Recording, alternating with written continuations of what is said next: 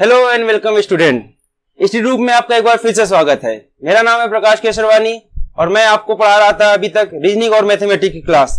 आज हम शुरू करने वाले हैं। जैसे कि आपको पता है हमारे इंस्टीट्यूट में 100 डेज का क्रैश कोर्स चल रहा है। तो इस क्रैश कोर्स में हमने आपको वादा किया था कि हम आपको सारे सब्जेक्ट 100 डेज के अंदर पढ़ाएंगे। तो आज मैं आपको पढ़ाने जा रहा हूँ, हिस्ट्री की क्लास शुरू होने जा रही है और आज हम शुरू करेंगे मॉडर्न हिस्ट्री से, क्योंकि आपको पता होगा कि मॉडर्न हिस्ट्री से सबसे ज्यादा क्वेश्चन पूछे जाते हैं और सबसे ज्यादा टफ यही होती है। बच्चों को अधिकतर कंफ्यूजन होती है, मॉडर्न हिस्ट्री रटनी पड़ती है और समझ में नहीं आती है। तो हम देखेंगे मॉडर्न हिस्ट्री को कितना इंटरेस्टिंग बनाया जा सके। हमें यहाँ पर बिल्कुल भी रटना नहीं, हम बहुत ही इंटरेस्टिंग वे से पढ़ेंगे, स्टोरी वाइज पढ़ेंगे, ना ही आपको डेट याद करनी पड़ेगी, ना ही आपको कुछ याद करना पड़ेगा। बहुत ही इंजॉय करने वाले हैं आप हिस्ट्री को। आज मॉडर्न हिस्ट्री की क्लास शुरू होगी आज से और उसके बाद हम जाएंगे मिडिवल हिस्ट्री में, उसके बाद जाएंगे एंशिएंट हिस्ट्री में, पीछे चलते चलेंगे। तो आज की जो हमारी क्लास होगी वो एक इंट्रोडक्शन की क्लास होगी। जैसा कि आपको पता है कि हिस्ट्री के 3 टाइप में टोटल। पहला होता है एंशिएंट हिस्ट्री, जिसको हिंदी में बोलते हैं कि पूर्व हिस्ट्री या पूर्व हिस्ट्री, और उसके बाद आती है मेडिवल हिस्ट्री, जिसको मध्यकालीन भारत बोला जाता है। उसके बाद आता है मॉडर्न हिस्ट्री, जिसमें कि हमारा रिवॉल्यूशन हुआ था, अंग्रेज आए थे, फिर उसके बाद आजादी की लड़ाई रही गई, पूरा हम देखने वाले हैं इसमें।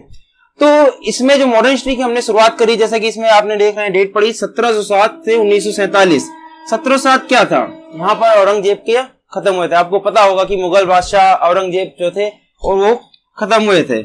तो इसके बाद से हम देखेंगे कैसे कैसे मुगल डिक्लाइन हुआ सबसे पहले। इसके बाद से और से मुगल शासक आए, लेकिन वो उतना अपना राज्य स्थापित नहीं कर सके, ना ही उनका इतना वर्चस्व है।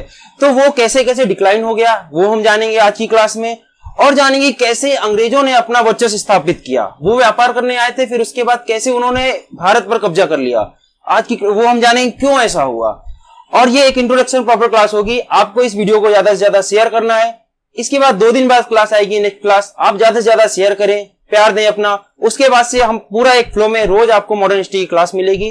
पूरा आपका क्लासेस तैयार है अभी से। इसके लिए आप उसको ज्यादा से ज्यादा शेयर करें अपने दोस्तों के साथ, वीडियो को लाइक करें और चैनल को सब्सक्राइब करें। तो चलिए शुरू करते हैं। हम सबसे पहले देखते हैं कि भारत में सबसे पहले फॉरेनर कौन कौन से आए। तो बात करते हैं फॉरेनर्स की। चलिए इसको डस्ट कर देते हैं। और एक चीज आपको बता दें, अगर आप इसकी नोट्स बनाते चलेंगे तो आपके लिए बहुत ही ज्यादा फायदेमंद होने वाला है।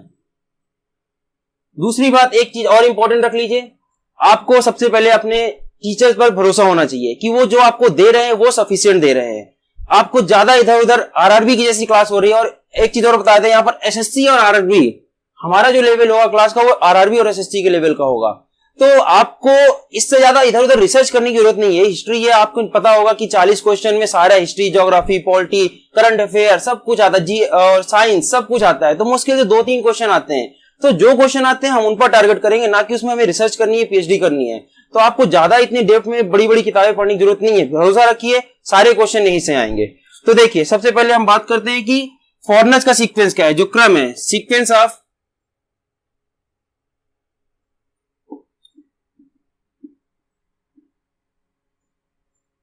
फॉरेनर्स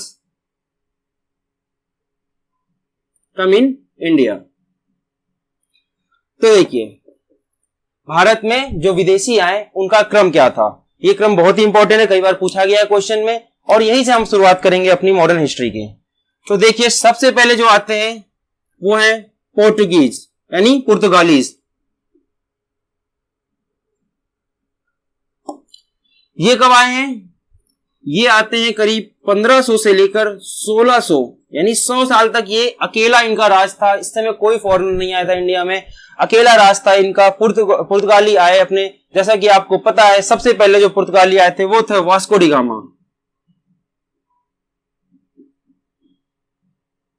वास्को डी गामा कब आए भारत? 1498 में। एक ये क्वेश्चन हो गया। सबसे पहले कौन आए इंडिया में? पोर्चुगीज आए। कब आए? 1500 से 1600 के करीब आते रहे हैं। और सबसे पहले आते हैं वास्को डी गामा, वो भी एक पुर्तगाली थे जो कि आए थे 1498 में। अच्छा एक क्वेश्चन यहां पर आपको और बता दें कि सबसे लास्ट में भी जो गए हैं वो थे पोर्चुगीज, ना कि इंग्लैंड। आपको लगता होगा 1947 में आजाद हो गया भारत, लेकिन हालांकि गोवा, जो कि बता दें आपको सबसे पहले इन्होंने 1510 में गोवा को कैप्चर किया था। गोवा कैप्चर्ड हुआ था। और सबसे लास्ट में 1961 में भारत ने मिलिट्री फोर्स का यूज करते हुए गोवा को पुर्तगालियों से छुड़वाया था। 1947 में अंग्रेजों को भगा दिया था, लेकिन पुर्तगालीज से अपनी डिप्लोमेसी यूज कर रहे थे। भारत के जो नेता थे, अपनी भारतीय गवर्नमेंट थी, उनसे डिप्लोमेसी के थ्रू बात कर रहे थे कि वो हमारी गोवा को छोड़े, लेकिन वो छोड़ नहीं रहे थे। तो भारत ने मिलिट्री ऑपरेशन करते हुए 19 दिसंबर 1961 को गोवा को मिलिट्री ऑपरेशन के थ्रू आजाद करा लिया और उन्होंने ट्रीटी ऑफ सरेंडर साइन किया पुर्तगालियों ने और गोवा को पूरी तरह से आजाद कर दिया। इसीलिए सबसे पहले जो हमारा गोवा था वो एक केंद्र शासित प्रदेश था, यूनियन टेरिटरी था, जिसको आगे फर्दर चल के हमने स्टेट में कन्वर्ट कर दिया। यही एक रीजन था। तो ये था पोर्टुगीज से एक क्वेश्चन। एक क्या, इसमें 2-3 क्वेश्चन आते हैं। सबसे पहला यही आता है कि सबसे पहले कौन आए, वो है पोर्चुगीज। कौन आया, वास्को डी गामा कब आए, 1498 में। उसके बाद गोवा कब कैप्चर्ड हुआ, किसने कैप्चर किया, पुर्तगालियों ने कैप्चर किया 1510 ईस्वी में। और सबसे लास्ट में आजाद हुआ गोवा कब, 1961 में। तो ये था पहला क्वेश्चन। सेकंड देखते हैं, सेकंड नंबर में कौन आते हैं। सेकंड नंबर में आते हैं डच। अच्छा, ये सारे के सारे यूरोपियन हैं। आप देखेंगे अगर आपको जरा से ज्योग्राफी पता है तो ये सारे के सारे कहां से आ रहे हैं, यूरोपीय देश हैं। पोर्चुगीज पुर्तगाल भी यूरोप में है, डच भी। डच को अगर आप लोग दूसरा नाम जानते हो तो हॉलैंड जानते हैं, जिसको आप कई बार हॉलैंड बोलते हैं। हॉलैंड ईस्ट इंडिया कंपनी या डच ईस्ट इंडिया कंपनी, ये क्या ईस्ट से आ रहे हैं, ठीक है। तो ये कब आते हैं, 1608 में। देखिए 100 साल तक ये अकेले आ रहे थे, सिर्फ अकेला इकलौता। क्या करने आए थे, व्यापार करने आए थे। यहाँ पर मसाले ले जाते थे इंडिया से। अच्छा, एक चीज और बता दें, मसाले ये टेस्ट के लिए नहीं ले जाते थे, मसाले ले जाते थे क्योंकि वहां पर मीट खाया जाता है, वो उसको सुरक्षित रखते थे, ज्यादा से ज्यादा प्रिजर्व कर सके, महीनों तक मसाले लगा देते थे तो वो प्रिजर्व हो सके। इस वजह से इंडिया से ये मसाले ले जाया करते थे। सबसे पहले इनका यही व्यापार था, हुआ करता था। तो इन्होंने इतना व्यापार किया। उसके बाद आ जाते हैं डच, 1608 में 1602 में आते हैं, सॉरी 1602 ईस्वी में आते हैं। कौन, डच आ जाते हैं, हॉलैंड कंपनी आ जाती है। तो ये था सेकंड नंबर का। अब चलते हैं थर्ड, जिसका आप सब लोग हमेशा नाम लेते हैं, वो है ब्रिटिश ईस्ट इंडिया कंपनी। इसके बाद आती है British east India company third number पे। देखिए ये सीक्वेंस बहुत ज्यादा इंपॉर्टेंट है, ईयर भी इंपॉर्टेंट है, इनके मॉडर्न हिस्ट्री में ईयर भी पूछे जाते हैं, लेकिन सीक्वेंस बहुत ज्यादा इंपॉर्टेंट है। कई बार क्वेश्चन में आ जाता है सीक्वेंस अरेंज करने को, तो सीक्वेंस भी याद रखिएगा। तो थर्ड नंबर में क्या आते हैं, ब्रिटिश ईस्ट इंडिया कंपनी,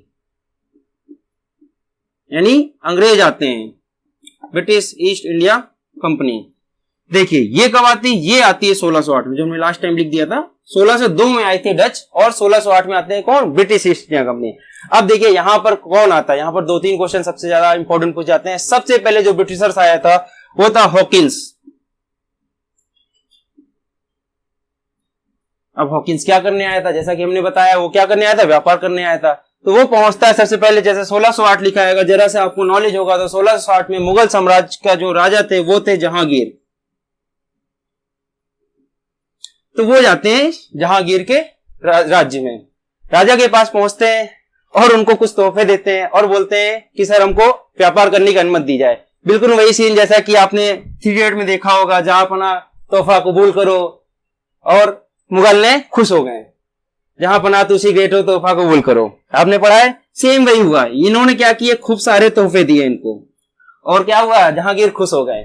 खुश होने के बाद बोले क्या चाहिए भाई बताओ, तो उन्होंने बोला हमको क्या करना है, व्यापार करना है। ये हमारे लोग हैं, इनको व्यापार करना चाहते हैं आपके देश में, यूरोप से आए हैं, क्या क्या व्यापार करना है उन्होंने बताया और उनसे अनुमति ली कि हमको कुछ पास दे दिए जाए जिससे कि हमको दिक्कत ना हो यहाँ पर व्यापार करने में। तो जहांगीर ने क्या किया, भाई खुश हो गए, मुकम्बो खुश हो गया और क्या करते हैं, उन्होंने उनको दस्तक पास दे दिए और बोले कि जाइए आप व्यापार कर सकते हैं, अनुमति दे दी। तो ये थी इनकी स्ट्रेटजी। सबसे पहले इन्होंने क्या करने आया था, व्यापार करने आया था। यहाँ पर 2-3 क्वेश्चन आप याद कर लीजिएगा। सबसे पहले 1608 पर आते हैं, पहला जो अंग्रेज था कौन आया, हॉकिंस आया। इंपॉर्टेंट क्वेश्चन, कब आया, मुगल अंग्रेज, उस समय मुगल शासक कौन था, जहांगीर था। ये क्वेश्चन बहुत बार आ चुका है पेपर में, कौन था जिस समय हॉकिंस आया, उस समय मुगल सम्राट कौन था, जहांगीर था। उसके बाद जो इसमें आता है आगे, अब आपको और बता दें कि इसके बाद आते हैं थॉमस रो। यहां पर सीक्वेंस में आते हैं, थॉमस रो आते हैं। थॉमस रो ने देखा कि जहांगीर का जो शासन है वो बड़ा शानो शौकत का है, क्योंकि मुगल का तो राज था और बड़ी शानो शौकत की जिंदगी थी।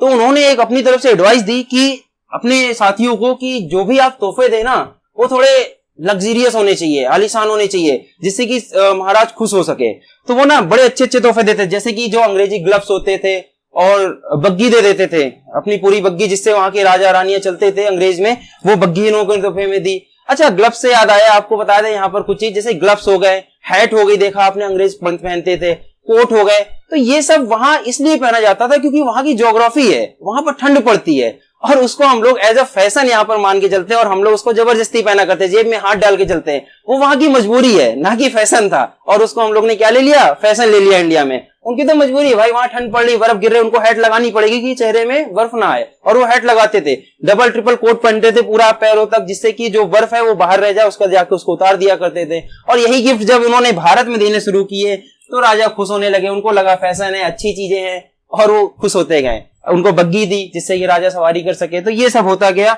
और थॉमस रो ने उनको क्या दिया, ग्लव्स दिए, अंग्रेजी ग्लव्स दिए, बग्गी दी, बग्गी हिंदी में आप जानते होंगे जिससे राजा बैठ के चलते हैं, तो वो दिया, इससे राजा और खुश होते गए और उनको व्यापार करने की अनुमति देते गए। तो चलिए, ये था थर्ड नंबर में। कौन है, ब्रिटिश। सबसे पहले कौन आया था, हमने बताया पुर्तगालीज आए, कब, 1500 से 1600 के बीच, और उसमें सबसे पहले कौन आया, वास्को डी गामा 1498 में, और 1510 में कैप्चर किया गया गोवा। सेकंड नंबर में आते हैं हॉलैंड या डच ईस्ट इंडिया कंपनी, जो आते हैं 1602 में, वो ज्यादा इंपॉर्टेंट, उसके खास क्वेश्चन नहीं आते।